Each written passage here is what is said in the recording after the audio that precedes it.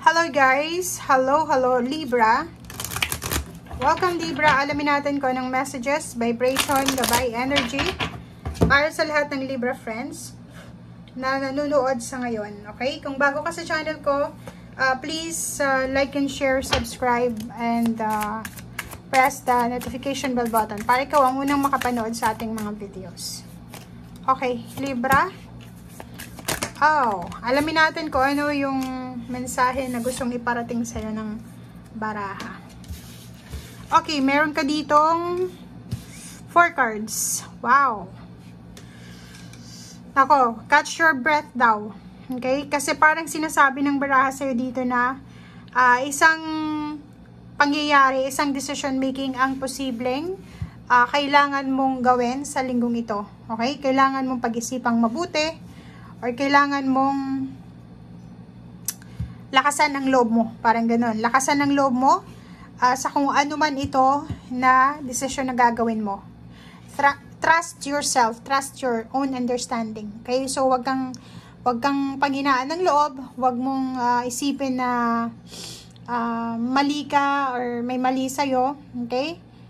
And gamitin mo yung pagmamahal mo sa puso mo para maayos kung ano man itong dapat ayusin sa buhay mo. Okay? Nakikita natin dito, pwedeng connected siya sa March na whole month na reading na may mga Libra na nakakapagod na yung pakiramdam nyo. Pagod na kayo sa pakikipagdeal sa buhay. Dito sa barahang to, sinasabi na huwag kang susuko. Huwag kang susuko sa hamon ng buhay. Isipin mo ang dami-dami mo nang napagtagumpayan. 'Di ba? Isipin mo sa dami-dami, like for example, kung nasa 50 years old, 60 years old ka na ngayon, 30 plus, 20 plus, ang dami mo nang napagdaanan. Tapos ngayon ka pa ba susuko? Okay, magtiwala ka. Zero the full, understanding, new beginnings. 'Di ba? So, sinasabi ng baraha sa'yo dyan na lahat ng nangyayari dito sa mundo ay may dahilan. Lahat ng tao dito sa mundo ay may kakayahan, may pagkakataon na makapagsimula ng bagong buhay kung yung buhay na meron sila sa ngayon ay hindi masyadong maganda. 'Di ba? Sinasabi ng baraha sa'yo dito, contemplation, huwag tayong magmadali, huwag tayong mag-isip ng mag-isip, huwag tayong matakot. Isipin mo na habang may buhay, may pag-asa. Okay? Ano lang tayo, slow down lang. Slow down tayo sa week na to. If may mga decision making na kailangan kang gawin, contemplate muna, pag-isipan muna ng mabuti. And gawin mo yung decision mo ayon sa iyong puso. Hindi dahil sa na-pressure ka or hindi dahil sa dinidikta ng mga tao sa paligid mo. Trust your own understanding.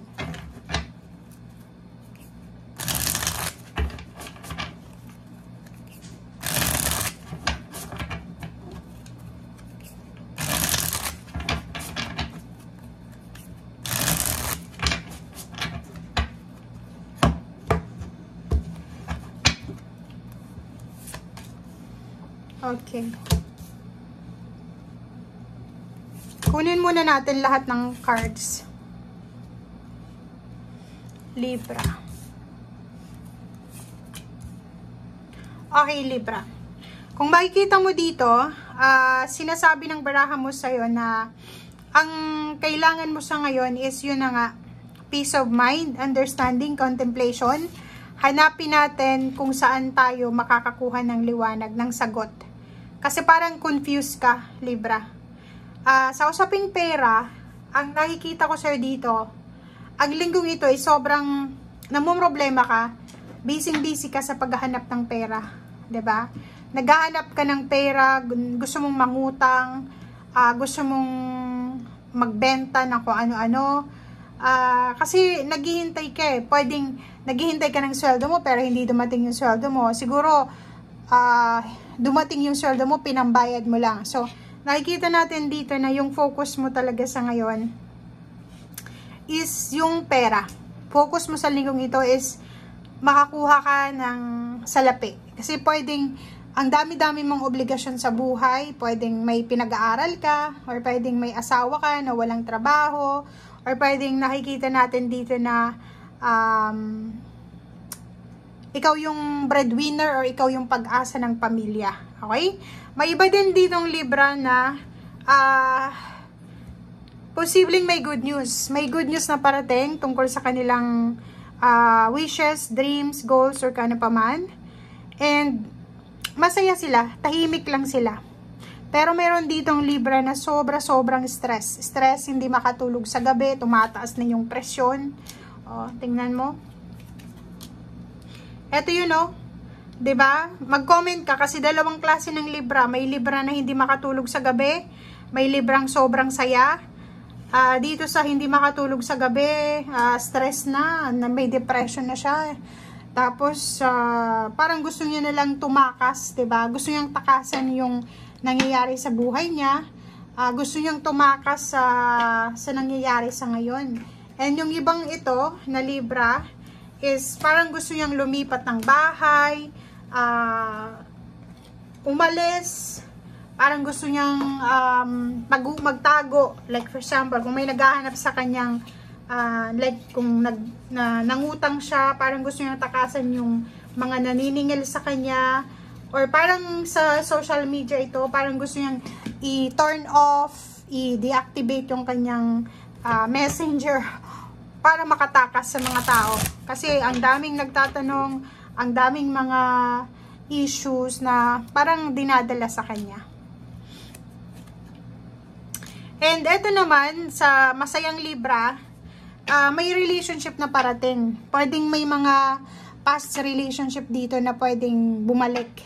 Pwedeng may dati kang karelasyon na gustong makipagbalikan sa'yo, or posibleng trabaho yan. So, sobrang excited. Okay? So, yung iba naman ditong Libra na nandito, ay posibleng puro pag-aaway yung balita na binabalita sa kanya. Diba? Nakikita ko sa'yo dito, Libra, sobrang stressful ng buhay mo dito. Oh. Kasi